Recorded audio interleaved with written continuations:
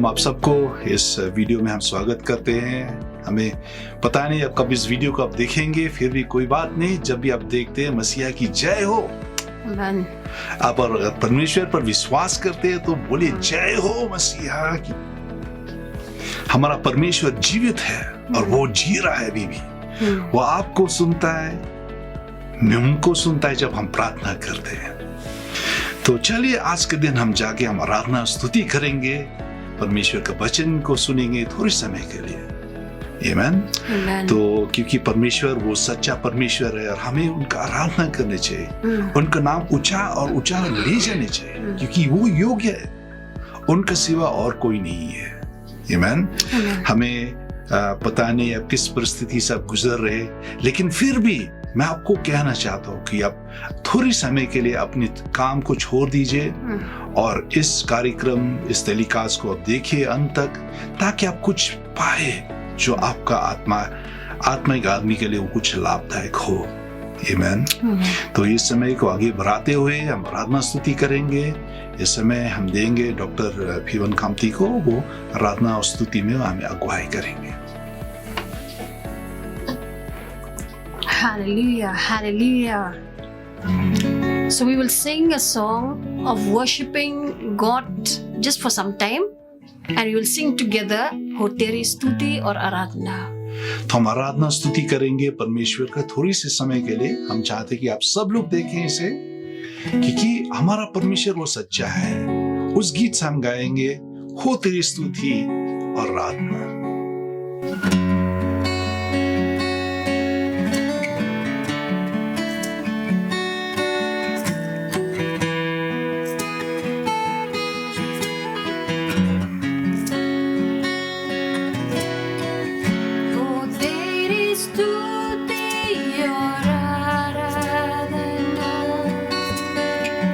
करता हूँ मैं तुझसे ये प्रार्थना।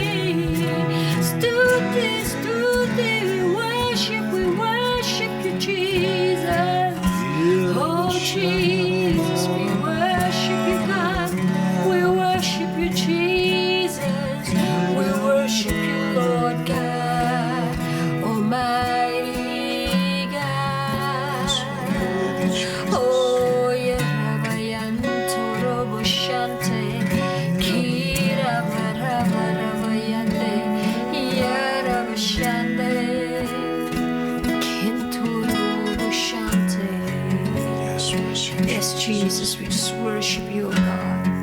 We give you all glory, honor, and praise, O God. You are worthy, O God, to receive all praises, O God, Jesus, Lord. You're worthy at all times, O God, Jesus, Lord. Lord, to receive all our worship, O God. All the praises that are due to you, O God.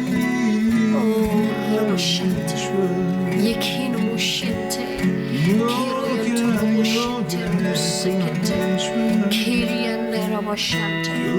Jesus, Jesus, Jesus, we bless you, God. Bless you, Jesus, Lord God.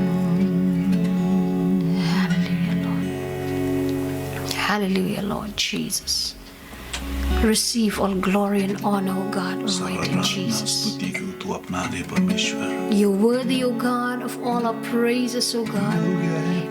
You're worthy, O God, to receive all glory and honor, O God. Receive, O God. Receive, O God. Receive, O God, Jesus, Lord. स्वीकार Yes, कर Jesus. Jesus, thank you so much, O God, for this time, O God.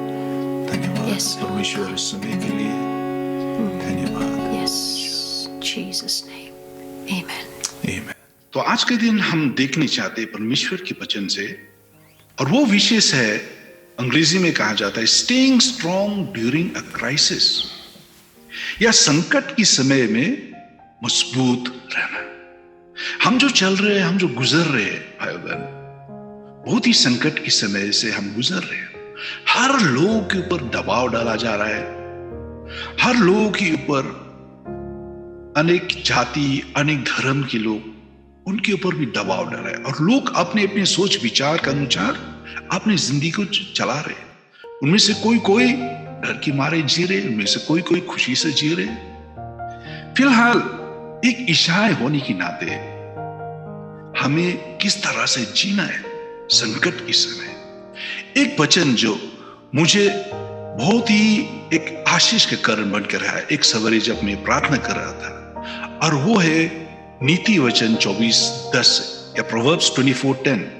If thou faint in the day of adversity, thy strength is small. यदि तू विपत्ति की समय पे साहस खो बैठता है तो तेरा ताकत बहुत ही कम है।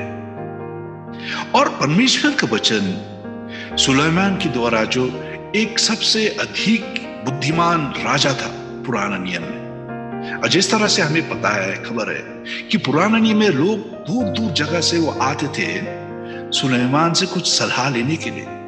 कठिन से कठिन प्रॉब्लम जब वो पेश करते उनके सामने, सुलेमान किस तरह से एक अनोखा जवाब देता था। आमीन।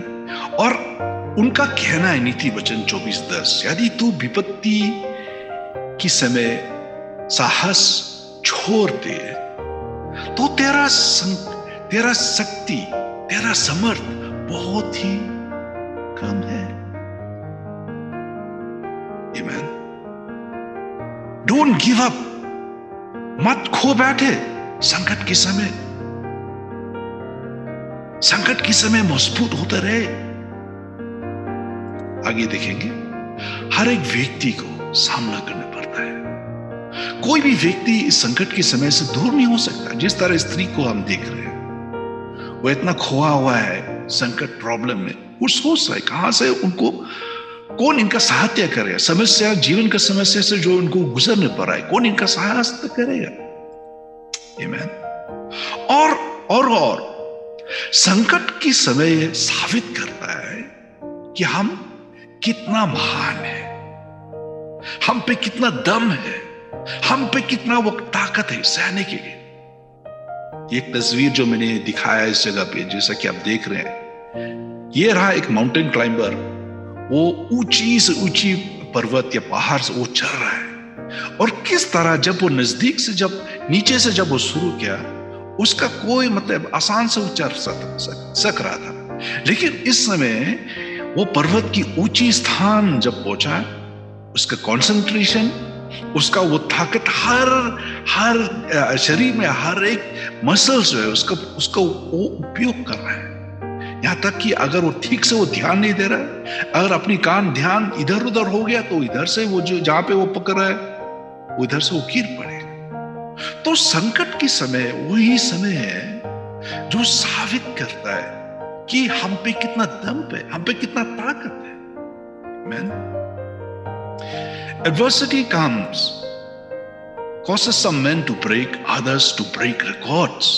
ये एक कोई कोट्स है जो मैंने इकट्ठा किया जब मैं तैयार कर रहा था, कि प्रतिकूलता कुछ पुरुषों को रिकॉर्ड तोड़ने में मदद कर रहा है, लेकिन कोई पुरुष है, कोई व्यक्ति जो जब प्रतिकूलता का जब सामने करता है या एडवर्सिटी का सामने करता है, वो अपने आप को खो बैठते, वो टूट जाते हैं। Adversity measures your strength and your faith towards God. प्रतिकूलता वास्तव में क्या करता है? वो नापता है आपकी ताकत और आपकी विश्वास परमेश्वर की तरफ कितना मजबूत है। जब प्रतिकूलता नहीं आता है या एडवर्सिटीज नहीं आता है या कठिनाई नहीं आता है, बहुत तरह तरह की ऊंचे बात कर सकते हैं लोग, लेकिन जब संकट की समय आया, प्रतिकूलता बढ़ गया उनके सामने, तब उससे साबित होता है कि उसमें दम कितना है, उसमें ताकत कितना है, उसका विश्वास परमेश्वर पर क्या मजबूत है, ये हिल गया। Christian life is not without troubles. ये एक सोचना गलत है। शायद जब हम शुरुआत किया अपने रहा परमेश्वर के साथ, सब लोग बोलते थे कि वो शांति जो परमेश्वर ने दिया है ये पृथ्वी नहीं दे सकता है, और उस तरह की बातों में हम खो बैठ सकते हैं। लेकिन सच पूछो तो ईसाई जीवन कोई बिना शांति के नहीं है। ईसाई जीवन हाँ शांति की समय भी है, कोई समय पे जी है जो हमें कठिनाई से गुजरने पड़ता है, हमें आमना सामने करता है। आमीन। और हम देखते हैं इस पद से अय्यूब जो लिखा है 5वां अध्याय 6 और 7 पद में हम देखते हैं, For hardship does not spring from the soil, nor does trouble sprout from the ground. Yes, man is born to trouble as surely as sparks fly upward. क्योंकि विपत्ति धूल से उत्पन्न नहीं होता है, विपत्ति धूल से उत्पन्न नहीं होता है, और ना कष्ट भूमि में से उगता है। विपत्ति धूल से या मिट्टी से पैदा नहीं होता है, परंतु जैसा चिड़िया ऊपर ही ऊपर उड़ता है, उड़ जाता है, वैसा ही मनुष्य कष्ट ही भोगने के लिए उत्पन्न होता है। मनुष्य को पैदा किया जाता है कष्ट भोगने के लिए। The righteous person may have many troubles, but the Lord delivers from them all. भजन संगीता 44:19 में हम देखते हैं कि धर्मी पर बहुत सी विपत्ति पड़ती है। ये परमेश्वर का वचन है। ये व्यक्ति की जो आप देख रहे हैं इधर में, ये शायद एक युग हो सकता है, या फिर ये एक तस्वीर हो सकता है आपकी और हमारी। बहुत सारा तनाव, बहुत सारा बोझ, बहुत सा विपत्ति, बहुत सारा समस्या घेर के रखा है दिल और दिमाग पर। कहां जाए, किसके पास हम जाए? देखिए परमेश्वर का वचन भी कहता है, ये अधर्मी के बारे में बातें नहीं कर रहा है, ये धर्मी के बारे में बात कर रहा है। धर्मी पर बहुत सी विपत्ति पड़ती है, लेकिन अच्छी बात यह है कि धर्मी पर वो विपत्ति पड़ने से अंत नहीं हो जाता है। एक फर्क है, ये विपत्ति जो है, प्रतिकूलता जो है, वो धर्मी पर या अधर्मी पर भी पड़ता है, लेकिन फर्क इसमें कि परंतु यहोवा उसका उन सब से मुक्त करता है। ये है हमारा परमेश्वर। यहोवा क्या करता है? धर्मी को उन सब विपत्ति से क्या करता है? आजाद करता है। उन सब विपत्ति से उसको छोड़ डालता है। आमीन। आपके पास अगर बाइबल है, इस पद को आप जरूर अंडरलाइन कीजिएगा, क्योंकि एक साहस का कारण बनेगा। आमीन। आमीन। आगे चलेंगे। For a just man falleth 7 times and rises up again. नीति वचन 24 16 में भी हम देखते हैं, क्योंकि धर्मी चाहे 7 बार होश उठे खड़े होता है, परंतु दुष्ट लोगों विपत्ति से घेर कर पड़े हो जाते रहते हैं। धर्मी वो 7 बार या 7 बार से भी ज्यादा वो गिर सकता है, लेकिन हर समय पे वो उठ के बैठता है। क्यों? उसका मदद करने वाला कौन है? उसका मदद करने वाला कौन है? यहोवा। जब यहोवा आपका साथ है भाइयों बहनों, कोई भी आपको नीचा नहीं गिरा सकता है। ये परमेश्वर का वायदा आपके लिए। थोड़ी सी उदाहरण हम देखेंगे परमेश्वर के वचन पे। बाइबल से महान लोग, पुरुष किस तरह से वो निपटे जब उनको प्रतिकूलता के आमना सामने करने पड़ा। सबसे पहला हम देखेंगे मूसा। किस तरह से मूसा क्या कर रहा था? वो बहस कर रहा था परमेश्वर। आमीन। हम देखेंगे एलिजा के बारे में भी, आप लिख सकते हैं इसको आप अपने बाइबल में। गिनती सबसे पहला मूसा के बारे गिनती 11 से लेकर 15 तक, और उसके बाद दूसरे जो हम देखेंगे एलियास किस तरह वो एक व्यक्ति एक स्त्री से भाग चल रहा था। वो है पहला राजा 19:1 से लेकर 4। दूसरे हम देखेंगे अय्यूब 3:1 से लेकर 16 में। और चौथा जो है हम देखेंगे वो है यिर्मयाह 20:14 से लेकर 14 से लेकर 18 तक। किस तरह से, और यहां तक भी नया नियम में भी है, पतरस किस तरह से यीशु को इनकार किया। तो इस सब में हम देखेंगे। चले हम आगे बढ़ते हैं। तो हम देखते हैं कि एक समय जब परमेश्वर ने मूसा को चुना, वो क्या कर रहा था? परमेश्वर मूसा से बातें कर रहा था, बहस कर रहा था। गिनती 11 से लेकर 15 वो बहस कर रहा था और परमेश्वर से बातें। तब मूसा ने यहोवा से कहा, तू अपनी दास से ये बुरे व्यवहार क्यों करता है? क्या हमारा परमेश्वर बुरे व्यवहार करता है? ये तो रहा पुराना नियम की बात। हो सकता है कोई समय पे भी हम ये भी सोच सकते हैं कि परमेश्वर हमारा साथ बुरा व्यवहार कर रहा है। आमीन। बहुत सारा संकट, बहुत सारा समस्या, बहुत सारा कष्ट हमें घेर लिया इतना सब, और हम सोचते कि परमेश्वर हमें क्यों हमारा साथ बुरा बर्ताव करता है, क्यों परमेश्वर हमसे हमारा दुआएं के जवाब नहीं दे रहा है। ये सब हम कह सकते हैं, लेकिन हम देखेंगे किस तरह। और ये रहा मूसा जो परमेश्वर ने खड़ा किया, महान सा पुरुष, महान सा अगुवाई लीडर उस समय पे, जिन्होंने परमेश्वर ने उपयोग किया आजाद करने इजराइली यहूदी जाति को इजिप्ट देश से। किस तरह वो इस तरह बातें कर रहा। आगे का पता आप जरूर पढ़ लेना, समय के कारण हमें जल्द से जल्द आगे बढ़ना है। और हम देखेंगे एलियास जो है, एलिया क्या किया, वो दौड़ रहा है इधर में। ये रहा वो घटना जब आप पढ़ेंगे पहला राजा 19:1 से लेकर 4, वो भाग रहा था एक स्त्री से, और इस स्त्री का नाम है इजेबेल। किस तरह से वो भाग रहा था उसका पहले थोड़ी सी हिस्ट्री में बता दूं क्या हुआ था। एलिजा इस समय पे वो आमना सामने क्या, वो भविष्यदाता जो परमेश्वर को इनकार करते हुए अपने शरीर की लालसा के पीछे वो चल रहे थे। और किस तरह एलिजा अकेला उस भविष्यदाता 400 तकरीबन 420 से भी ऊपर हो सकता है लोगों इकट्ठा किया और उनका साथ आमना सामने किया, उनके साथ ये चुनौती डाला कि उन्होंने कहा जो वो परमेश्वर जो आग से जवाब देता है वही सच्चा परमेश्वर है। अगर वो सच्चा परमेश्वर है तुम उनको मानो, उनका पूजा करो।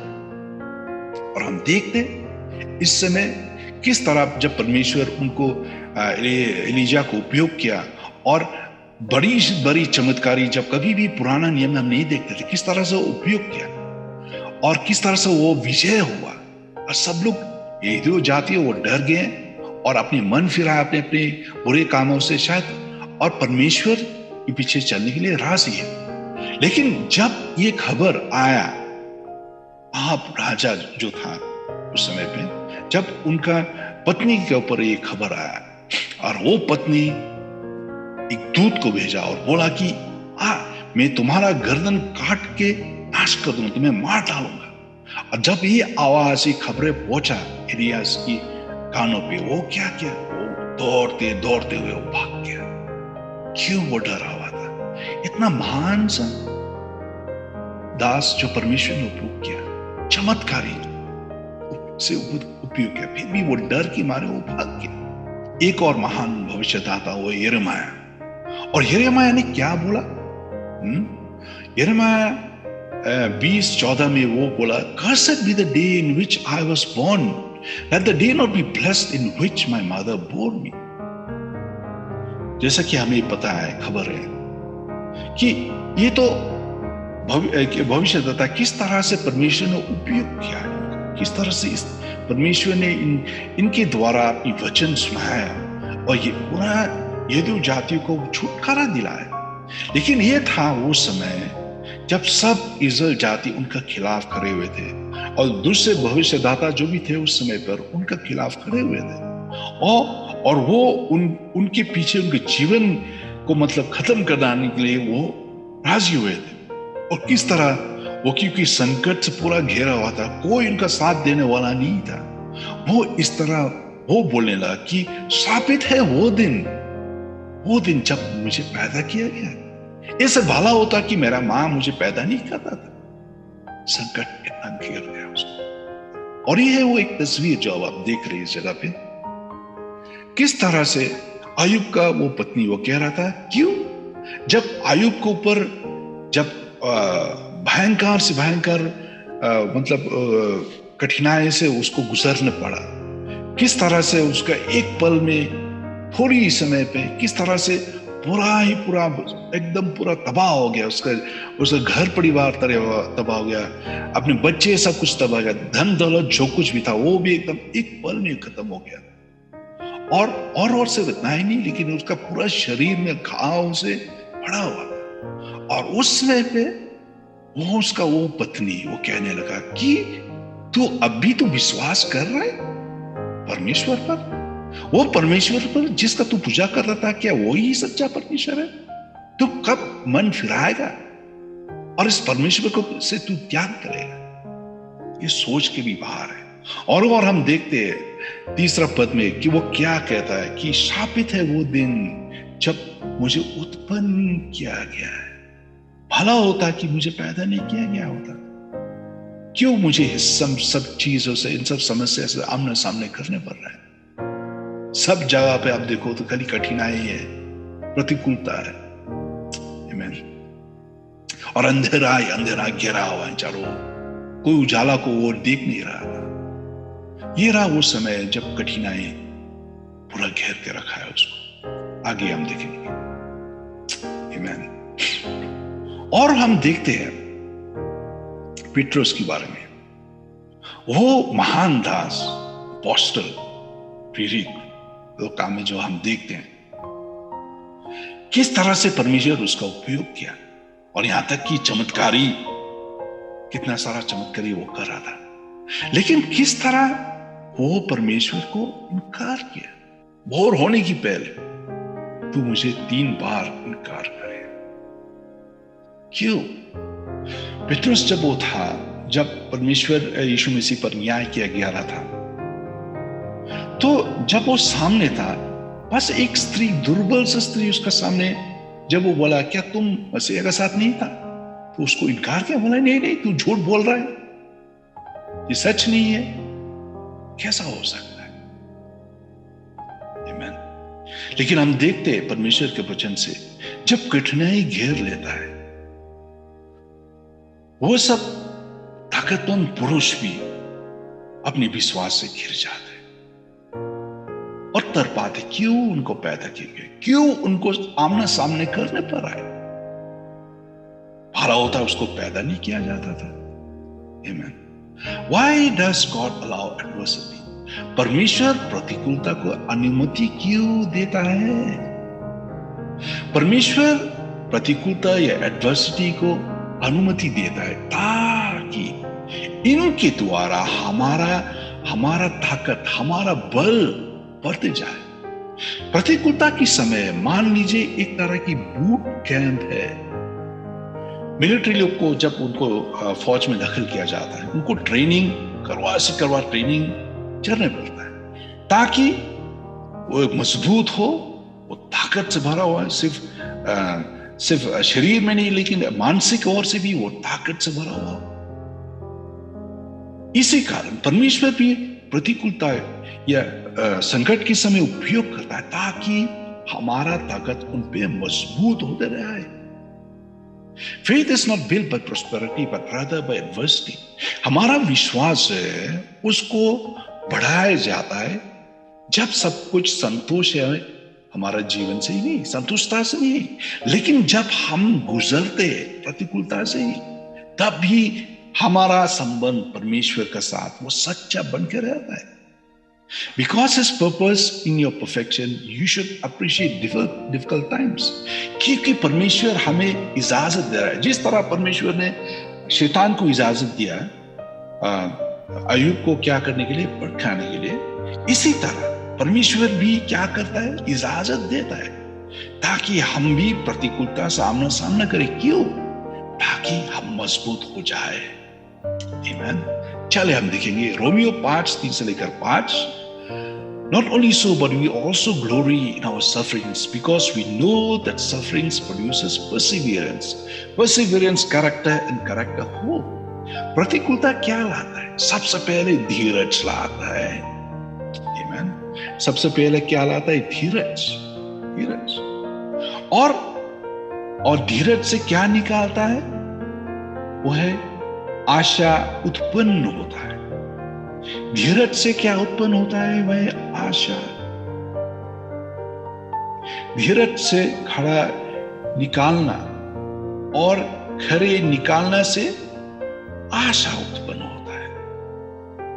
आमीन। तो हमें अफसोस नहीं होना चाहिए, हमें उदास नहीं होना चाहिए, क्योंकि जब हम कठिन कठिनाई से गुजरते हैं तो परमेश्वर हम पे क्या करता है? हमारा चरित्र को बदल डालता है। वो हम पे धीरज पैदा करता है, वो हम पे हमारा स्वभाव को भला करता है, वो हम पे क्या करता है? वो आशा को उत्पन्न करता है। आमीन। जेम्स 1:2 से लेकर 4, याकूब 1:2 से लेकर 4। Consider it pure joy my brothers, हे मेरे भाइयों, जब तुम नाना प्रकार की परीक्षा में पड़ते हो तो क्या करो? आनंद मनाओ, क्योंकि ये नाना प्रकार की परीक्षा, नाना प्रकार की संकट या नाना प्रकार की मुसीबत वो हम पे क्या करता है? हमारा विश्वास को क्या करता है? हमारा विश्वास को परखता है और हमें आगे और आगे ले जाता है। हम पर वो धीरज पैदा करता है, हम पे हमारा वो चरित्र को बदल डालता है। 1 कुरिन्थियों 10:13।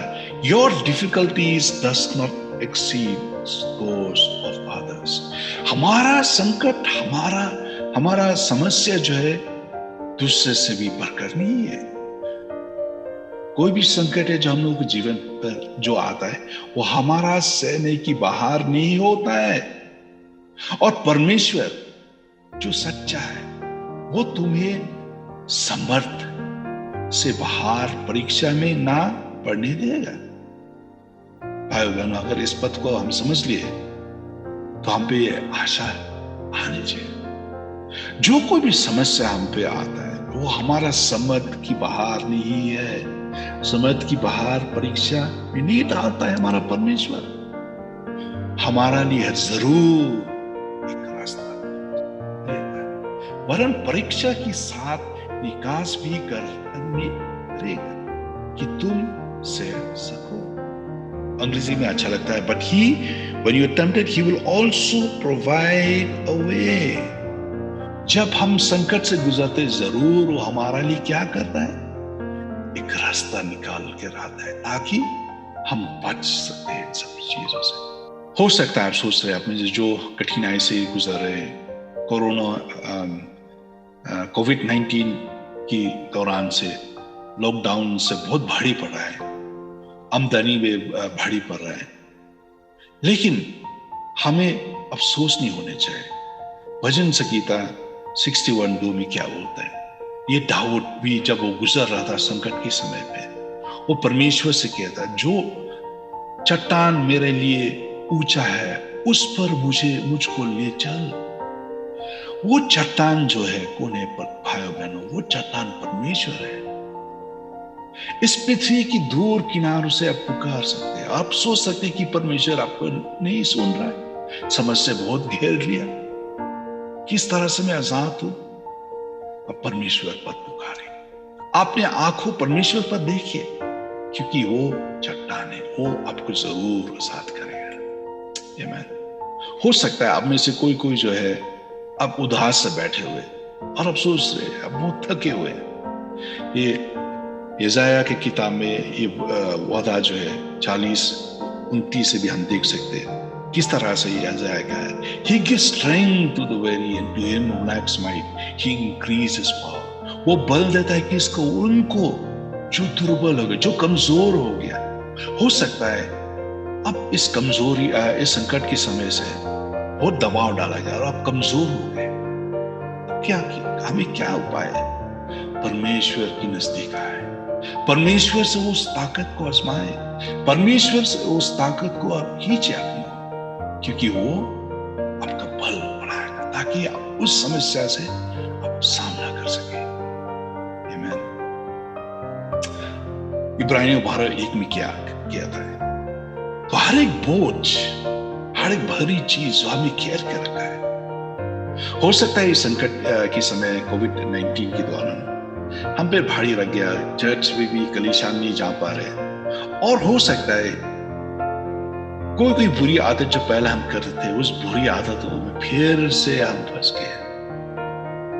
परमेश्वर का वचन कहता है इब्रानियों 12:1 में कि उन सब भारी चीज, वो पाप जो हमें घेर लेता है, जो हमें खींचता है, जो हमें उलझाता है, उन सबको हम छोड़ दें और हमारे ये दौर धीरज के साथ हम दौड़े।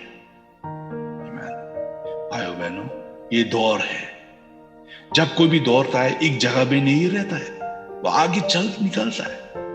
आमीन। इसी कारण परमेश्वर का वचन उपदेश देता है कि हम दौड़े, धीरज से दौड़े, हैरान ना हो जाए। हम आशा करते कि परमेश्वर आपको आशीष दिया होगा थोड़े से समय जो हमें मिला है, और हम दुआ करते, प्रार्थना करते आपके लिए। हम चाहते कि परमेश्वर आपको आशीष दे, आप परमेश्वर को मजबूत बना के रखे, आप एक विजय जीवन, ईसाई जीवन जीते रहे। इस समय में जब कठिनाई से आप आमने सामने कर रहे, हमारा परमेश्वर सच्चा है, वो कभी भी आपको आधा रास्ते पे छोड़ के नहीं जाए, और वो लगातार आपके साथ बन के रहे, क्योंकि वो सच्चा है। उनका वादा कभी भी गलत नहीं होता है। आमीन। भाइयों बहनों, इसी कारण चलिए हम प्रार्थना करेंगे इस समय में। पिता परमेश्वर आपको धन्यवाद देते हैं समय के लिए, और हम दुआ करते आज का दिन जो कुछ भी हम बातें करें एक आशीष का कारण बन कर रहे। हम दुआ करते उन सब भाई बहनों के लिए जो परमेश्वर जो कठिनाई से वो गुजर रहे हैं, जिनके जीवन में नाना प्रकार की विपत्ति है। परमेश्वर, हम दुआ करते कि आप उनका साथ आप देंगे, ताकि वो ना कभी भी ना समझे कि आप उनसे दूर है, लेकिन आप उनका नजदीक है हर समय पे। परमेश्वर, हम दुआ करते परमेश्वर उनका साथ देते रहे, उनका साथ बन के रहे।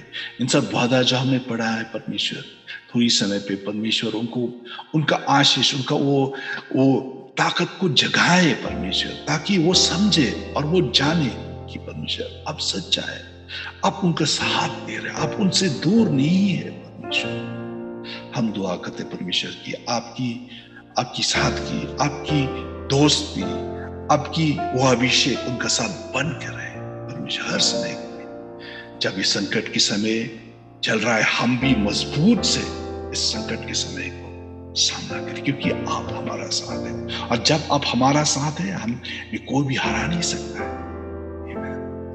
हम दुआ करते हैं परमेश्वर इस समय भी कि आप हर सब लोगों को, हर सब दर्शकों को आप आशीष देंगे। हम दुआ करते पिता परमेश्वर का प्रेम, प्रभु यीशु मसीह का अनुग्रह, पवित्र आत्मा का सहभागिता, दोस्ती इनके साथ बन के रहे, अब से लेकर अनकाल तक, आमीन। तो धन्यवाद भाइयों बहनों, आशा रखते हैं हम फिर मिलेंगे, और एक बार प्रभु यीशु मसीह आपको आशीष दे।